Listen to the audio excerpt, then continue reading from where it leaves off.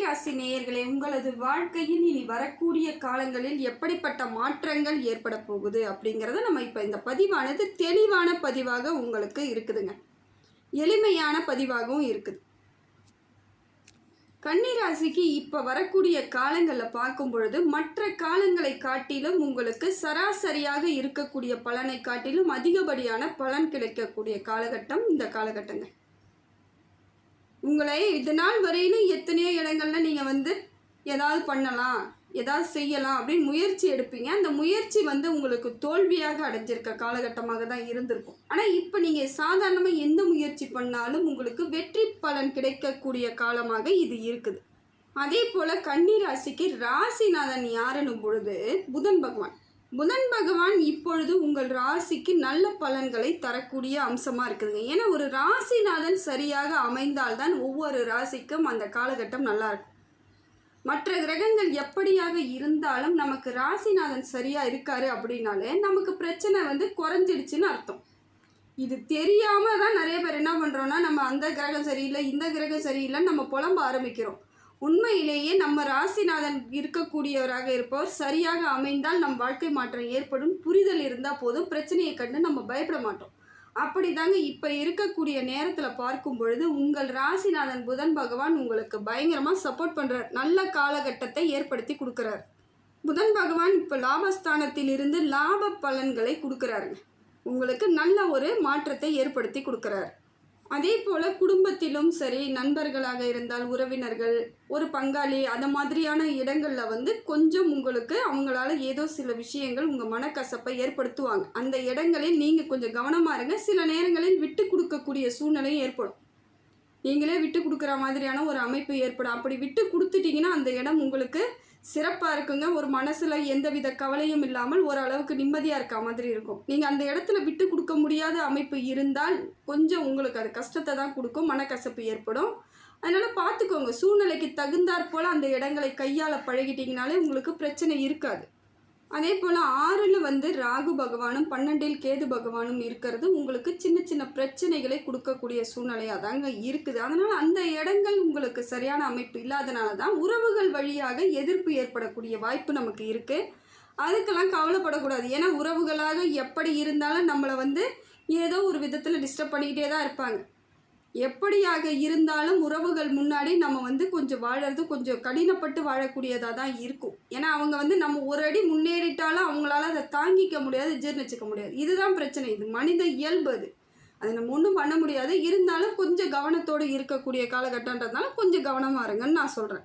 அதே போல் சென்மத்தில் செவ்வாய் இருப்பதனால் உங்களுக்கு சில நேரங்களில் உடல் ரீதியான பிரச்சனை ஏற்படுவதற்கான வாய்ப்புகள் இருக்குங்க. என்ன உடம்பு கொஞ்சம் உஷ்ணமாகும், டக்குன்னு பார்த்தா உடம்பு வயிறு வலிக்கிற மாதிரி இருக்கும், ஜுரம் அடிக்கிற மாதிரி இருக்கும். ஏதோ ஒரு ரூபத்தில் உங்களுக்கு அடிக்கடிக்கு உடம்பு பிரச்சனை கொடுக்குற மாதிரியான ஒரு அமைப்பு இருக்குது. அதனால் கொஞ்சம் நீங்கள் உடல் பார்த்துக்கணும். உடம்பு அப்பப்போ ஏதாவது பண்ணுதுன்னா உடனடியாக மருத்துவரை பாருங்கள். உணவு கட்டுப்பாடு ரொம்ப அவசியம். ஏன்னா வயிறு சம்மந்தப்பட்ட பிரச்சனை ஏற்கனவே இருந்துக்கிட்டு தான் இருக்கும் பல கன்னிராசிக்கு. இப்போ அது அதிகப்படியாக வருவதற்கான வாய்ப்புகள் இருக்குது. கொஞ்சம் வெளி உணவை தவிர்த்துக்கோங்க. அதே போல் சில நேரங்களில் காரம் வீட்லேயே கூட சரிங்க சாப்பிடும்பொழுது கொஞ்சம் பிடிச்சிருக்குன்றதுக்காக ஒரு எக்ஸ்ட்ரா சாப்பிடும்பொழுது அது உங்களுக்கு பலவீனத்தை ஏற்படுத்தி விட்டுரும். அதனால் முடிந்த வரையிலும் உணவு கட்டுப்பாட்டை வச்சுக்கோங்க. நிறைய எக்ஸசைஸ் பண்ணுங்கள். முடிந்த வரை எக்ஸசைஸ்ன்றதை நீங்கள் ஞாபகத்தில் வச்சுக்கிட்டே தான் இருக்கணும். எக்ஸசைஸ் பண்ணிக்கிட்டே இருங்க. ஜென்மத்தில் செவ்வாய் பகவான் இருப்பதனால என்ன உங்களுக்கு உடல் ரீதியான பிரச்சனைகள் இருந்தாலும் பொருளாதார ரீதியாக உங்களுக்கு நல்ல அமைப்பு ஏற்படும். சொத்து வாங்குவதற்கான காலகட்டம் இந்த காலகட்டம் இருக்கும். நினச்ச வாங்க மாட்டீங்க, திடீர்னு பார்த்தா இடம் வாங்கியிருப்பீங்க, இல்லைன்னா வீடை வாங்குவீங்க, வீடு கட்டுவீங்க. அந்த மாதிரியான அமைப்பை உங்களுக்கு செவ்வாய் பகவான் கொடுக்குறார். கடன்கள் குறைவதற்கான காலகட்டத்தை ஏற்படுத்தி கொடுக்குறாரு. அதே போல் கடனை படிப்படியாக குறைச்சிட்டு கொஞ்சம் வேகமாக குறைவதற்கான காலகட்டத்தை ஏற்படுத்துகிறாரு. அதே போல் புதிய கடன் வாங்குவதை தவிர்க்க வச்சிருவார். உங்களை வாங்க விட மாட்டார். ஏதோ ஒரு சந்தர்ப்பத்தில் அவங்களே கொடுக்காம கூட போகக்கூடிய, நீங்கள் கேட்டிருப்பீங்க, தரேன்னு சொல்லியிருப்பாங்க, அவங்க கொடுக்கலன்னு சொல்லும் பொழுது உங்களுக்கு கொஞ்சம் கஷ்டமாக இருந்தாலும் அது வாங்காத இருக்கிறதுனால உங்களுக்கு நல்ல பலன் கிடைக்கக்கூடிய இடமாக மாறும் அந்த காலம். அதனால் செவ்வாய் பகவான் இப்போ உங்களுக்கு ஒரு சில பாதகமான அமைப்பை கொடுத்தாலும் உங்களுக்கு ஜென்மத்தில் அமர்ந்து நிறைய நல்ல பலன்களை அவர் கொடுத்துக்கிட்டு இருக்காரு.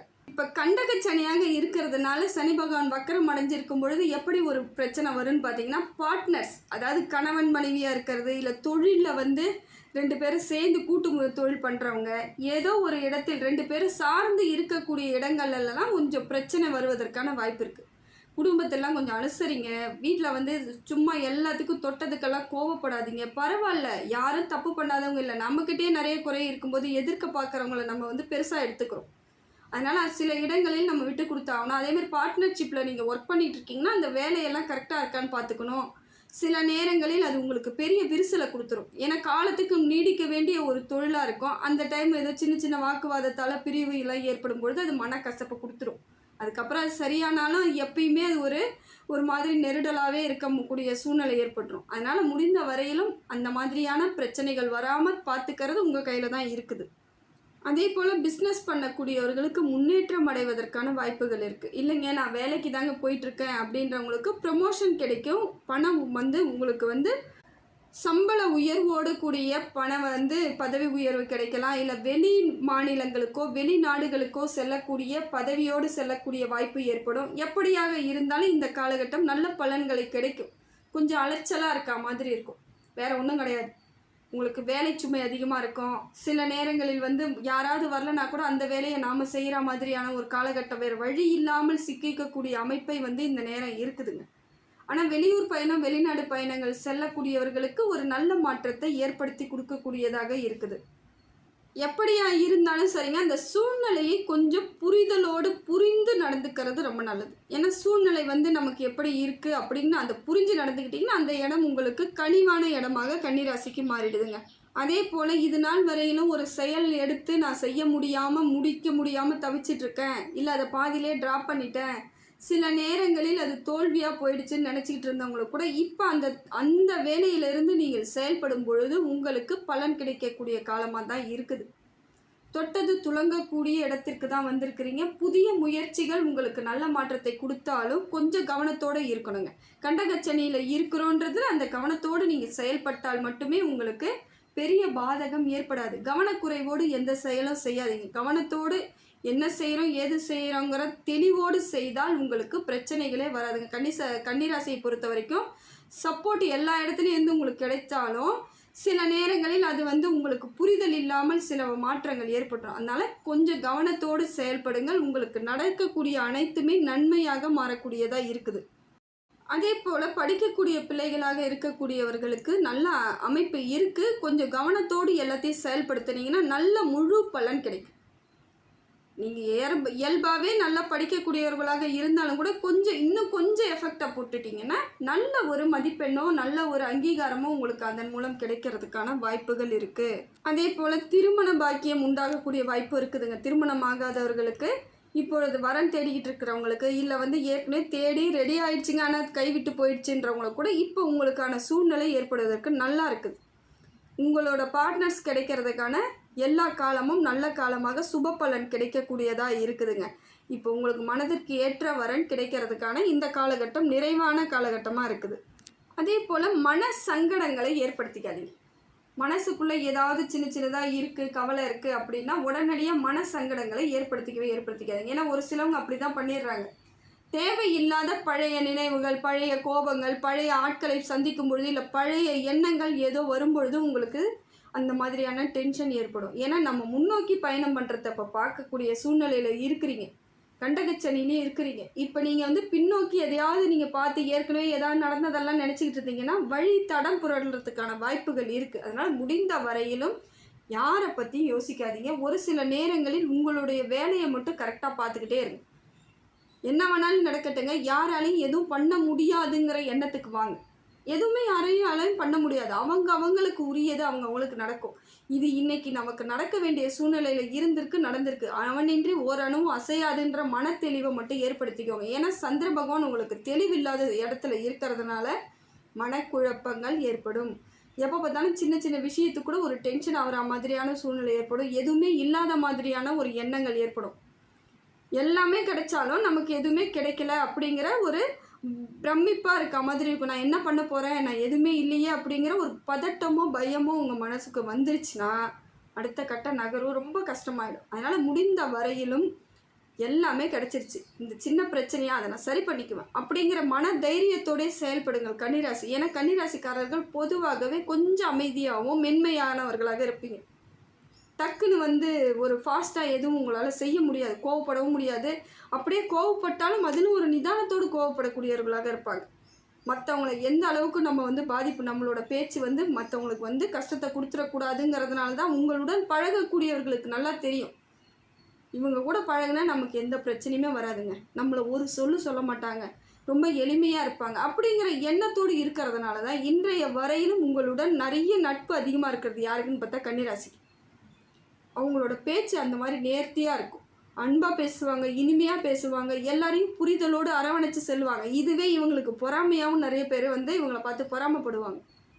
எப்பயுமே ஒரு கூட்டத்தோடயே இருக்காங்க, அது இவங்களை தூக்கி வச்சு எல்லாம் பேசிக்கிட்டு இருக்காங்கன்றது மற்றவங்களுக்கு அது ஏற்றுக்க முடியாது. அது குடும்பத்தில் இருக்கக்கூடியவர்களாக இருக்கலாம், நட்பு வட்டாரம், ஏதோ ஒரு உறவுகள் கூட உங்களை பார்த்து பொறாமை குணத்தோடு இருக்கக்கூடியவர்கள் இருக்க தான் செய்கிறாங்க. இருந்தாலும் அதை நீங்கள் ஒன்றும் பண்ண முடியாது, இது உங்களோட இயற்கையான சுபாவம், இதை ஒன்றும் பண்ண முடியாது. அதனால் இப்படியே செல்லுங்க, வாழ்க்கையை நகர்த்திக்கிட்டு போங்க. உங்கள் வாழ்க்கையானது இனிமையான காலகட்டத்தில் தான் இருக்கிறீங்க. அற்புதங்கள் நிறைய இருக்குது, நமக்கு பலகீனம் கிடையாதுங்கிற எண்ணம் இருந்தால் மட்டுமே இந்த காலகட்டம் உங்களுக்கு நல்ல வழிவகையை செய்யக்கூடியதாக இருக்குதுங்க.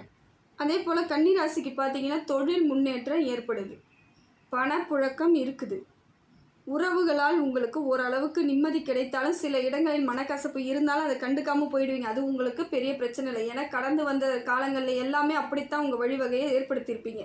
மனக்கசப்பான சில விஷயங்கள் நடந்தாலும் அந்த நிமிஷம் இருந்தாலும் அடுத்த நிமிஷம் அதை மாற்றிக்கக்கூடிய தன்மை உடையவர்கள் தான் நீங்கள். சூழ்நிலைக்கு தகுந்தாற் போல் எல்லாத்தையும் செயல்படுத்திக்கிட்டால் மட்டும் போதும். இப்போ உங்களுக்கு சரியான அமைப்பு ஏற்படும், பொருளாதார மாற்றம்லாம் நல்லபடியாக இருக்குதுங்க. தொட்டது துலங்கும், உங்களுடன் இருக்கக்கூடியவர்களால் பல இடங்களில் சிக்கல் இருந்தாலும் பல இடங்களில் நல்ல நன்மைகளும் ஏற்படும். உங்களோட நல்ல குணத்திற்கு இறைவன் எப்பொழுதும் உங்களுக்கு நல்ல ஒரு மாற்றத்தை ஏற்படுத்தி கொடுக்குறாருங்க.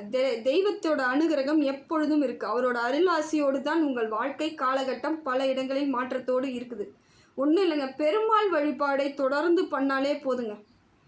புதன்கிழமையில் நீங்கள் வந்து பெருமாள் வழிபாடு செஞ்சுட்டு வாங்க, ஒன்றும் வேணாம், துளசி மட்டும் வாங்கி கொடுத்துட்டு வாங்க. பச்சை நிறத்தில் இருக்கக்கூடிய துளசி மாலையை வாங்கிட்டு, அது 10 ரூபாய்க்கு வாங்கினாலும் சரி 50 ரூபாய்க்கு வாங்கினாலும் சரி, துளசி வாங்கிட்டு போயிட்டு நீங்கள் பெருமாள் பாதத்தில் வச்சுட்டு வாங்க. உங்கள் வாழ்க்கை பச்சையாக மாறுங்க, ரொம்ப சிறந்த ஒரு சிறப்பான வாழ்க்கை, சந்தோஷம் உரிய சந்தோஷத்தோடு வாழக்கூடிய அமைப்பை உங்களுக்கு பெருமாள் ஏற்படுத்தி கொடுத்துருவாரு. உங்கள் வாழ்நாள் முழுவதுமே இதை கடைப்பிடிச்சாலே ரொம்ப சிறப்புங்க. ஏன்னா புதன் பகவான் பச்சை நிறத்தில் இருக்கக்கூடியவர், அவர் பெருமாள் வழிபாடு இன்னும் சிறப்பு. இந்த கன்னிராசிக்காரர்கள் இது கவனத்தில் எடுத்துக்கிட்டு இந்த காலகட்டத்தை நீங்கள் நகர்த்தணும் அப்படின்னா பெருமாளை கெட்டுமா பிடிச்சிக்கோங்க, வேறு ஒன்றுமே தேவை. எந்த பெருமாளாக இருந்தாலும் சரி, அதில் திருப்பதி பெருமாள்னா இன்னும் விசேஷம். நீங்கள் திருப்பதியில் போயிட்டு பாதத்தை வச்சுட்டு வந்துட்டாலே போதுங்க. நீங்கள் திருப்பதி உள்ளே போயிட்டு பெருமாளை தரிசனம் பண்ணுவீங்களோ பண்ண மாட்டீங்களோ அது உங்கள் விருப்பம், ஆனால் திருப்பதிக்கு போயிட்டு வந்தாலே உங்களுக்கு திருப்பம் தான் வாழ்க்கையில். கன்னிராசிக்கு அப்படி ஒரு நேரமாக இந்த நேரம் இருக்கிறதுனால இதெல்லாம் கவனத்தில் வச்சுக்கிட்டு செயல்பட்டால் உங்கள் வாழ்க்கையானது அற்புதத்தை ஏற்படுத்தி கொடுக்க இறைவன் அனுகிரகம் எப்பொழுதும் உங்களுக்கு இருக்குதுங்க.